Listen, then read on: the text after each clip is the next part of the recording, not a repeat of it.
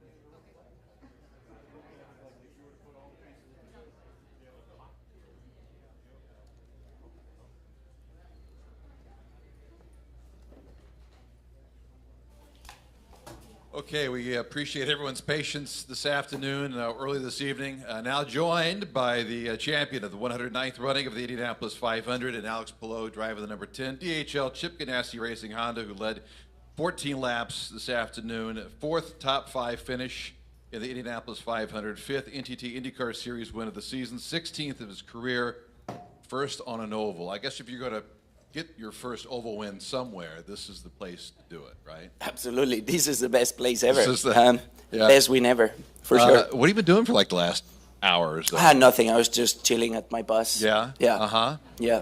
Celebrating. I was celebrating with the fans, the amazing fans that we had today. They were incredible. There were so many people that sticked around for that victory lap, celebration lap. I don't know how we call it, but it was amazing. Then just with the team, my family. I have a ton of family here today, so it's an amazing day. I believe it was last week you said that your career wouldn't be deemed successful unless you won the Indy500. So, what does this mean? It means that that we checked that box and we need another one now. Like that's what Here we need go. now. Yes. This is like literally an hour old, and you're already looking for another one, huh? Yeah. Well, no. I mean, yes. Yes. But it's amazing. It's amazing to win this race. This race means so much for me, for my family, for the IndyCar community, our fans, and I would say motorsport in general. So to be an Indy500 championship, it's amazing. One more before we open up for questions. Tell us about the pass. What did you see? Well, we were not in the best position on strategy. We had the worst tires and less fuel than Marcus and a little bit less than Muukas. So I knew that it was going to be tough at the end, just because with less grip on the tires and with some traffic, I was just not going to have any chance to overtake him. So I saw that I had a small gap and I wanted to take it. It was a bit too early to go for it, but I thought it was my best strategy to try and go with the traffic and try and get the win. Congratulations. All right, Thank you. Questions here. We'll begin in person and time permitting, take some off Zoom as well. Kinsey, we got Bob Packress right behind you. Madeline, go ahead. Find one in the second row. Go ahead, Bob. Alex, I'm to your right. Oh, yeah, sorry. It could be said that Marcus should have been able to avoid you passing him there. I'm curious, when you're following him, are you just kind of waiting for him to make, a mistake or a hiccup? And is that any harder on an oval versus a road course? When I was behind him, I was just saving fuel. We didn't have enough fuel to go for it. So those first 5-6 laps, or maybe a bit more, that I was behind him, I was just trying to save some fuel so we could go hard at the end, trying to stay in the lead. So I knew that was getting towards late to pass him for the amount of laps that I had on the tires. But glad we made it work. And is there any part of you that's glad you didn't have one on an oval before, so that your first oval win could be here? Yeah, absolutely. It just makes it extra special. I think I would have been as happy as I am right now, but to say that I've only won one oval race and it's been at the Speedway, that's always going to be like that. Nathan? Alex, we keep asking these history questions, trying to put this season and this run that you and the 10 crew are on into perspective. The only 2 drivers to win 5 of the first 6 races of the season in modern IndyCar history are Alan Sr. and AJ Foyt. Can you, this latest win for you, this biggest race win in the world, can you try to put into perspective what you've accomplished and what this team has accomplished so far to start this year off? It's incredible. Honestly, I think I get a lot of credit because you see that I'm the only one driving the car, but there's a huge team behind that is making me look very good on track. We have fast cars every single weekend, and that's really tough to do here in IndyCar, especially nowadays. So I was just taking the chances that we've had so far this season. Whenever we've had the chance to win, we've been able to execute, and that's taking into account not only the setup, but the strategies, the pit stops that they did today as well. So yeah, it's amazing, it's incredible, and I know I've been telling you guys that I know that this is not normal, but yeah, I'm glad that it didn't end today, and that we got the wave until the 500 at least. Out there in the end of the race, did you feel like you had the best car out there? Did you make the best decision out there? What do you make of, what do you feel like ultimately won you this race here today? I think it was a little bit of everything. My car was very capable, but I didn't really have the best balance, especially towards the end of the tire life. Like I would say from lap 20 onwards, I was struggling very much to follow very closely. So that's why I tried to overtake Marcus as quick as they told me that the fuel was more or less okay to go to the end. So there was a lot of fast cars out there. Mine was one of them, but I didn't feel like we had tons of speed. I think I was able to get advantage of the traffic cars as well to help me tow up very good and not consume too much fuel. And thanks to Elio, I was able to read the traffic good. Like when I overtook Muukas was because I saw that there was people living on the pits when I was coming to turn 1 on the TV. And then with Marcus was the same. I knew that was going to be probably my only chance. I was going to ask you that. I know we made references earlier in this month about the pass that Elliot made on you a couple years ago and the way in which he was able to read the traffic, that your eyes were just kind of on what you were doing in that moment and not able to look too far down the road. Did you feel like in that moment, like were you looking at the traffic and thinking that might be the way that could help you win this race? Yeah, absolutely. I knew that because of how the strategies were shaking up at the end, that we were going to have traffic. So traffic, even though you were P2, you were actually P5 or P4. So you had to take that into account. So I was just trying my best to try and read it and get on top of it. I think I got lucky as well on timing. Like I got the opportunity to pass Marcus already towards the end of my tire life because after that I was struggling a lot, especially the last 6 or 7 laps. But yeah, I think I'm here because of 2021 for sure. Jen? Alex, first Spanish winner of the Indy500. Spain's got some good drivers. What do you think this will mean back home and what it'll do for you in your native country? I don't know. Well, Chip said it's going to change your life. I'm sure. I don't know what's going to be for Spain. Hopefully they are celebrating as much as I am here. It makes it extra special that I'm the first Spanish driver to win it. But honestly, if I was the 50th Spanish driver to win it, I would be as happy as I am now and as proud as I am now. But yeah, hopefully that gets more fans, more people. There was a lot of Spanish flags here today, which I did never see already on the parade laps that we had before the start of the race, that we were saying hello to the fans. I got to see crowds and there was a lot of Spanish flags, so it's pretty cool. So yeah. And why didn't you dump the milk over yourself? There's been a lot of people that had told me not to do that.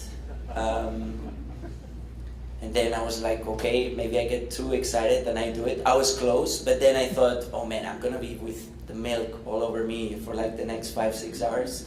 But there's been a lot of diehard fans that have told me that.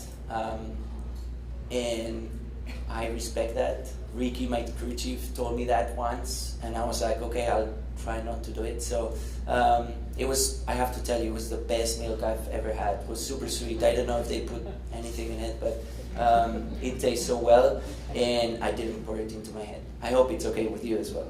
You like it? Okay. The shot of your daughter drinking some of the milk, it's fantastic. Oh, did you get that? Yeah. It's really good. Yeah. Good stuff. Bruce? Bruce Martin, FoxSports.com. Alex, to know that you're going into a head-to-head battle at the end with Marcus Ericsson, you know that you two are teammates and used to be teammates, and he's very clean. So was there a confidence level that it was going to be a good fight to the finish? Yeah, honestly, I was happy to fight against Marcus. He's very talented. He's an amazing driver, and I knew that he was gonna be fair, like me. Like he's gonna go for it. Like he's gonna go as to the limit, but he's not gonna go crazy. So I knew it was gonna be a good fight against him, and yeah, I just wanted to finish first because he already has one, so he can wait a couple of years to get another one. But yeah, it was cool to play against Marcus. And to go back to the traffic in 2021, when Elio was able to do that, do you feel that he was a great teacher because you pretty much did the same thing today? For sure, yeah, he was an amazing teacher. It was an expensive class, honestly.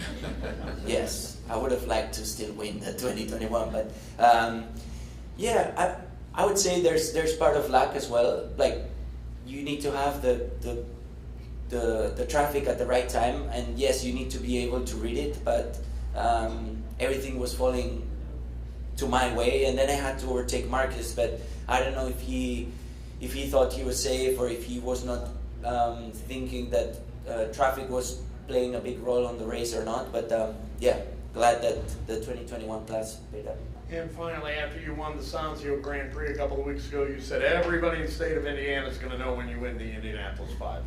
Yes. So what are you going to do? You said there's going to be flames, there's going to be There was bottle some rockets, flames on there's the going to be victory all lane. kinds of stuff. Yeah, I don't know.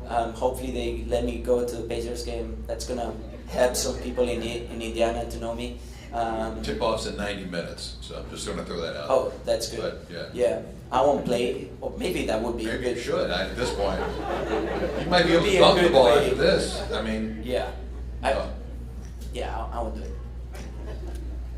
All right, let's go back to Chris, and then we'll work that side of the room. My apologies. Go ahead, Chris. Alex, the first half of the race, there were a lot of interruptions, yellows here and there, moisture, whatever. The second half of the race was relatively clean, except for the very last lap of the race. Did that surprise you at all for the last half? Yeah, I was expecting another yellow for sure, so I was like close to telling my team, like, just let me go with the field, don't you worry, because there's gonna be another yellow. So I'm glad that I listened to them and that we had enough fuel. But yeah, that's how it goes sometimes. Like you suddenly have a lot of back-to-back yellows, or suddenly you have a really clean race. I think it's because the pace was actually really fast at the end. Like the speeds that we were having with the traffic was quite high. So that played into a role of like not having so much yellows at the end. And all the comparisons being made to you with Foyt and Unser, is it difficult to put all that in perspective, given that they're near the top of all the wins lists, every single record you'd ever won, and you're in your 6th season in IndyCar racing right now? Yeah, I mean, it's amazing to hear that stuff. It's I never thought that I would have my name, that somebody would say my name around those names. They are not a big part, or they're not like legends of IndyCar. They are legends of motorsport worldwide. So yeah, I don't think that we're with them yet. They have a lot more work done than us, but it's for sure very encouraging to hear my name around them. Thank you for your patience. Go ahead. Daniel Vargas, Proyecto TN. Para la comunidad hispana que te sigue, te hemos visto ganar 3 veces la Indy Series completa, pero ¿qué se siente finalmente, tus impresiones de ganar la Indy 500 después de tantos intentos? Nada, es increíble. Creo que el apoyo que hemos tenido de todos los fans de Latinoamérica ha sido increíble, ha ido creciendo muchísimo en los últimos años, pero hoy sobre todo era increíble. Así que nada, me siento muy orgulloso de estar hoy aquí, de haber conseguido esta victoria hoy que es tan especial, y que ojalá ayude a muchísimas más gente empezar a seguir a la IndyCar. Go ahead. I lost track of mine. Go ahead. Hey, John Goolsby, Russell Tribune, the Green Flag. We talked at Barber about how Barry Wanzer talked about how you were so proficient using the hybrid. Talked a little bit of math in there. How did you deploy the hybrid? Did it come into play on the last pass that you made? And just talk a little bit about that, using it here for the first time.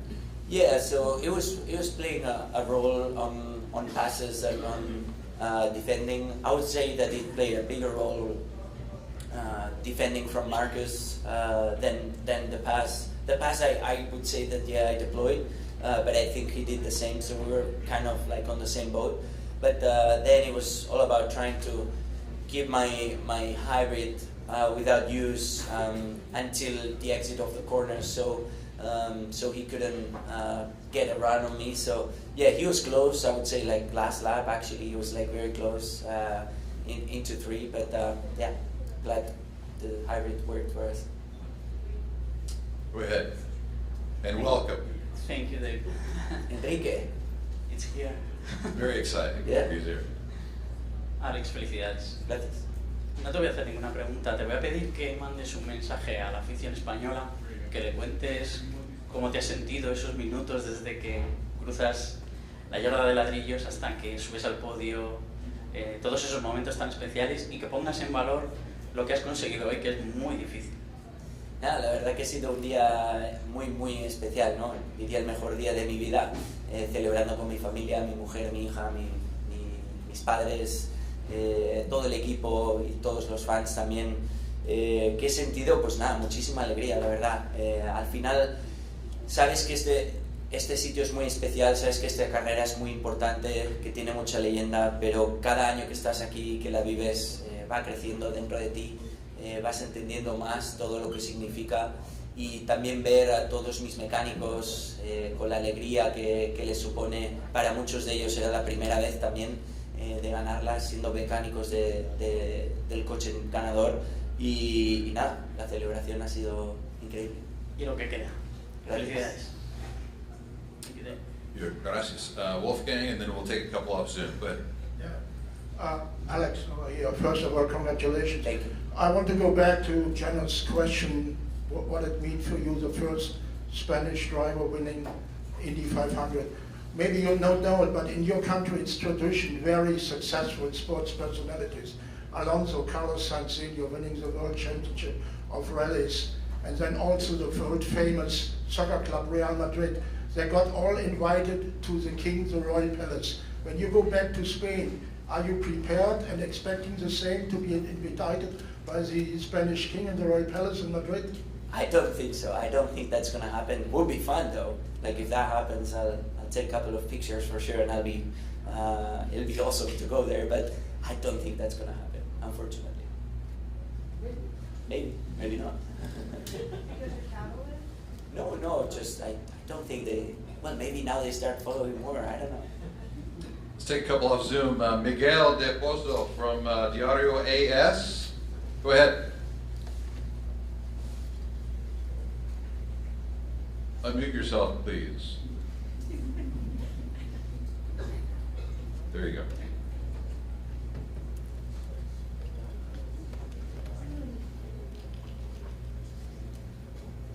We cannot hear you, Miguel. Tell you what, we'll come back to you. Jorge Iglesias, Soy Motor, go ahead. Alex, buenas noches, campeón. Estamos en directo en el canal de Twitch de soymotor.com. Ahora mismo siguiéndote casi a la 1 de la mañana, más de 2.000 personas. Solo te quería preguntar, Alex, en este momento en el que has conseguido lo máximo en tu carrera deportiva en este punto, ¿de qué te acuerdas? ¿Cuál ha sido tu peor momento en el automovilismo? Y en ese momento, ¿qué te dieron las fuerzas para llegar a lo que has hecho ahora y ganar las 500 millas de Indianápolis?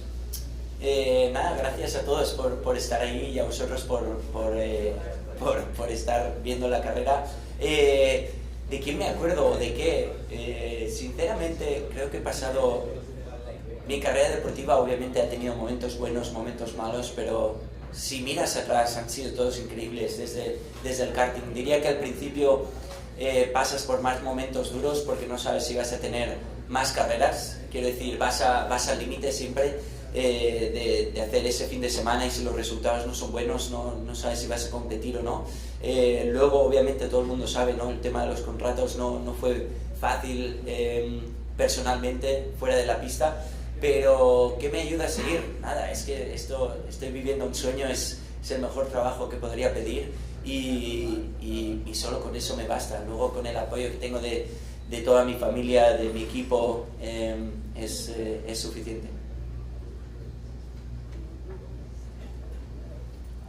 A couple more from our Spanish friends that are checking in. Let's go with Santi Torres from TV3, Televisión Catalunya.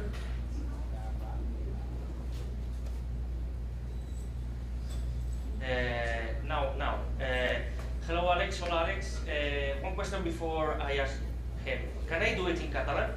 Please, go ahead. This is your opportunity. Ok, thank you very much. Hola Alex, què tal? Enhorabona primer de tot. Bé, només dir-te això, felicitats. I com et sents sent el primer català en aconseguir aquestes 500 milles d'Indianàpolis? I com et sents a nivell d'automobilisme català? Perquè és la major fita a nivell individual per un pilot a la història de l'automobilisme català. Moltíssimes gràcies. La veritat que increïble, no? Estar aquí, porto 6 anys a la IndyCar i cada any he anat entenent més el que significa les 500. Sempre saps que és una carrera molt important, molt històrica, però cada any que passa es va fent més important per tu i guanyar avui ha sigut increïble, no? A sobre si li posem que sóc el primer pilot català i que sigui un dels hites més grans de pilots catalans, doncs ho fa extra especial i tant de bo que obri les portes a més pilots catalans en un futur quan jo no estigui, que no vinguin molts pilots catalans, però la veritat que tant de bo que ajudi a tenir molts bons pilots aquí.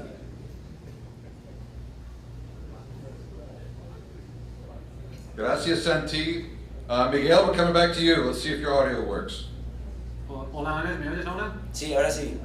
Hola, soy Miguel de AS, Miguel de Portugal. Bueno, le comentaste a Quique en una entrevista que le hiciste que si no ganabas las 500 no tendrías una carrera completa. Ahora ya la tienes. Me imagino que ahora sí que te sentirás un piloto completo. Y la otra que te quiero hacer en relación con esto es, ¿te sientes uno de los mejores pilotos de la historia del automovilismo español? Gracias. Sí, a ver, lo digo lo dije y lo pienso de verdad, ¿no? Creo que puedes tener 5 o 6 campeonatos de IndyCar, pero si no has ganado ni una vez las 500, creo que te faltará algo. Puedes estar al 99,99% completa y puedes ser muy feliz, obviamente, y yo lo era, pero sabes que te falta eso, te falta lo más importante, que son las 500, así que estar hoy aquí lo hace muy especial. Y creo que es lo más importante de un piloto español, has dicho.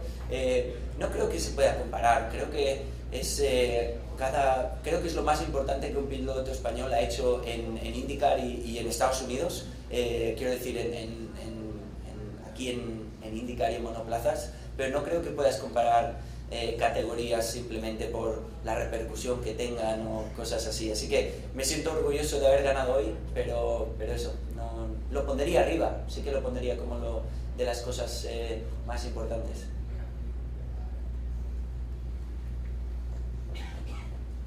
All right, we'll wrap up with a couple in person if you don't mind. Ben, let's go here in the front row and then take one there. Hey Alex, yes, congratulations. Firstly, where are you going to go to have chicken tonight? No chicken, I stopped that. It was just making me unhealthy. Okay. Slower, right? Yes, for sure. But seriously, where does this rank in terms of like what you've achieved in your career so far? It's tough to compare. Where I rank emotionally, I would say the best I've ever been and the best I've ever felt. And I'm comparing like all days of my entire life. Where does this rank compared to championships and stuff? I think it's tough. It's very tough to compare. But I'm glad that I got one. It just feels amazing. I think the support from the media that we have here, the amount of time that we spend, what it means for all my mechanics and my team, and seeing all the fans, it just makes it super special. Like there's nothing like this.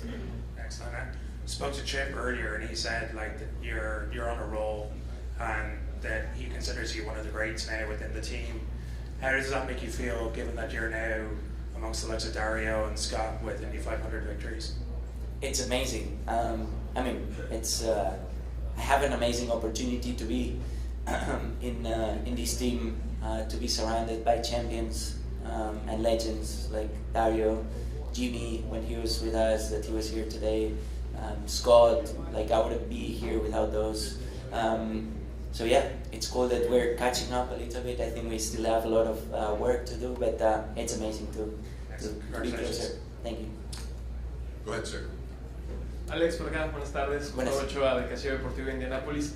Alex, asignación pendiente, ¿no? En el 2021, muy cerca, segunda posición, y ahora te coronas campeón del Indy 500. ¿Lo veías como algo necesario, una sed de revancha? Ya le has contestado a los colegas algo similar, ¿no? O sea, has ganado 3 temporadas, pero bueno, quedaba esta asignación pendiente. Desde hace 4 años tenías en tu mente, tengo que coronarme campeón del Indy 500. Por supuesto, sí, y como he dicho, cada año ha ido creciendo dentro de mí, ¿no? He ido entendiendo lo que significa, lo difícil que es conseguirlas, porque tienes que tener un día perfecto, los pit stops, el coche, tú mismo, los fans tienen que estar contentos por ti también, y ha sido un día increíble, así que sí, estoy increíblemente contento de estar aquí. Gracias. Bruce, last question. So much for the long stretches of no races without a caution flag. We had an awful lot at the beginning of this race. Were you surprised by that? No, I mean, it's the 500. The conditions were tricky, like you had to be very aggressive to make passes, and then I guess on the restarts and starts, people were just going very aggressive. I think the level of the field as well is like super close, so in order to pass you need to risk a lot. So yeah, I was expecting cautions. Maybe we had some back-to-back that were obviously didn't allow you to get into a rhythm, but yeah, you're always ready for that. But was it a stunner when the first one was Scott McLaughlin, because he was considered a favorite?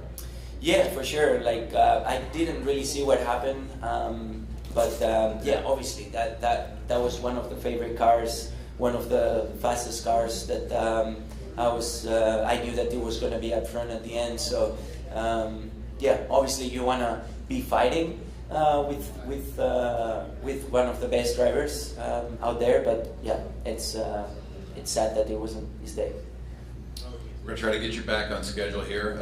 Congratulations, 3-time NTT IndyCar Series champion, and now Indianapolis 500 champion as well. Thank you so much. What a great race, great champion as well. Thank you. Thank you. Thank you. And thanks everyone here at Dex Imaging Media Center. Thanks for all your hard work over the last couple of weeks, and we'll see many of you next week on the streets of Detroit. Thanks everyone.